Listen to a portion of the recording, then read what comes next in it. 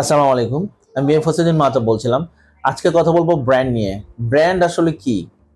Brand কারো কাছে নাম, ব্র্যান্ড কারো কাছে লোগো, ব্র্যান্ড কারো কাছে ইউনিক প্যাকেজিং, ব্র্যান্ড কারো কাছে অনেক হাই ভলিউমের সেলস একটি প্রোডাক্ট। অফকোর্স ব্র্যান্ড অবশ্যই সবগুলোই, বাট রিসেন্টলি ব্র্যান্ড বলতে অ্যাকচুয়ালি ভ্যালু প্রপোজিশনকে বোঝানো হয়। তো brand is a value. At the same time ব্র্যান্ডকে আপনি কনসিডার করবেন, ব্র্যান্ডের পজিশনিং কে কনসিডার করবেন, টার্গেট গ্রুপের সাবকনসিয়াস মাইন্ডের পজিশনের উপর ডিপেন্ড করে। সো ব্র্যান্ডের অ্যাকচুয়ালি দুটো শেয়ার আছে, মার্কেটে অনেক ধরনের শেয়ার আছে, বাট ব্র্যান্ডে দুটো শেয়ার আছে। দুইটা যে কোনো একটি প্রোডাক্ট যদি এই দুইটা শেয়ারকে এনশিওর করতে পারে, তাহলে you can ensure that absolutely এটা একটা ব্র্যান্ড। এই দুইটা শেয়ার হচ্ছে, একটি হচ্ছে হার্ট শেয়ার, মানে হচ্ছে ইমোশনালি ব্র্যান্ড কি আপনাকে ডিলাইটনেস দেয় কিনা, কমফোর্ট দেয় কিনা, সিকিউরিটি দেয় কিনা, ভ্যালু অ্যাড করে কিনা।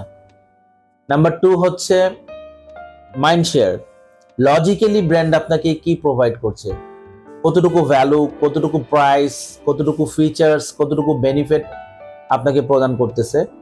এটাও কিন্তু একটা ব্র্যান্ডের প্যারামিটার। সো সাবকনসিয়াস মাইন্ডের পজিশনিং। নাম্বার টু হচ্ছে আপনার হার্টে ইমোশনালি আপনি ব্র্যান্ডের সাথে কতটুকু connected as the target group কনসিডারেশনে।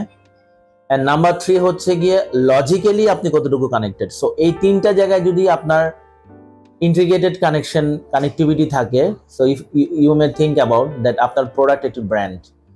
Brand actually sustainability অনেক বেশি ইম্পর্টেন্ট, এবং এটা ধরে রাখার জন্য ব্র্যান্ড দাঁড় করানো না যতটা কঠিন, অ্যাট দ্য সেম টাইম এটার সাস্টেনেবিলিটি, এটা ব্র্যান্ড ভ্যালু হিসাবে একটা স্পেসিফিক কার্ভ পয়েন্টে এটাকে মেনটেন করা ঠিক ততটাই কঠিন এবং ঠিক ততটাই টাফ।